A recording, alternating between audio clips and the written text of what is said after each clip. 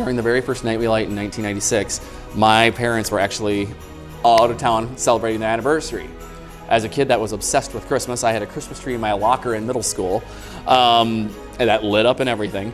I could not miss this event. So my grandparents picked me up before I had a driver's license, brought me down here, had my camera, and I have video of that the first night we light. 3, 2, 1.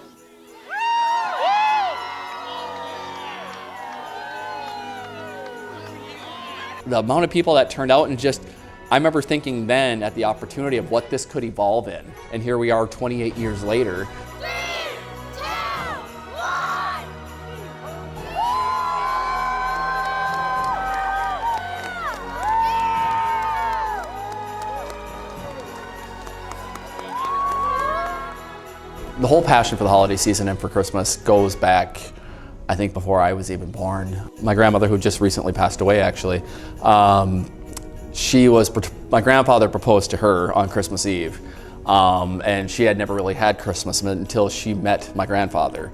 And so Christmas has always been a big deal with both sides of my family, really. And then as a kid, just being brought up in that culture that embraces the holidays in such a grand form and on such a grand scale, really instilled in me at a young age the love and excitement and passion for Christmas.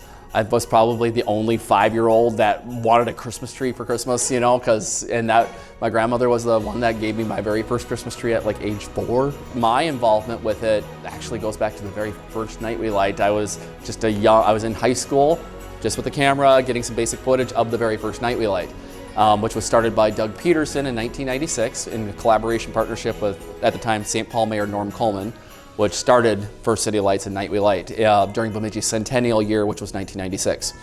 And then in 2015, the chamber was ready to pass the torch and no one was really stepping up. So I had heard rumor that this celebration was potentially going to go away. And I just couldn't let that happen with how important Christmas and the holidays is to me. The whole Captain Christmas thing really is, it was a nickname that was given that it just kind of stuck. A board member of mine had said, and it got mentioned at a city council meeting in 2015, it got the attention of a professional comic illustrator that drew my likeness as the hero that you see now on some of our marketing and promotional items today. You know, I don't ever want it to be about me. It's not about me, it's about the community. But it's a tool that we use to help market and promote the toy drive and food drive and the light exchange program. Ways to give back, so everyone can feel a little bit of being a superhero themselves. I give Bemidji State actually a lot of credit for keeping me here. I had opportunities to go elsewhere, but I ended up staying here. And because of that, I was able to get more involved in community and build that sense of community longer. And now it has given me greater appreciation for what I do today because of that opportunities, the opportunities that I had while attending Bemidji State. I was class of 04. So I was in Bemidji State originally my plan was to stick in 2 years, get my AA degree and transfer.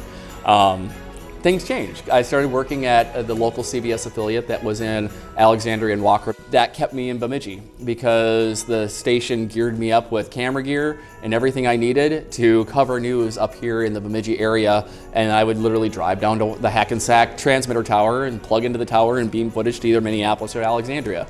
All while going to class at Bemidji State. And so I was in the mass comm program at Bemidji State University, and that kept me here.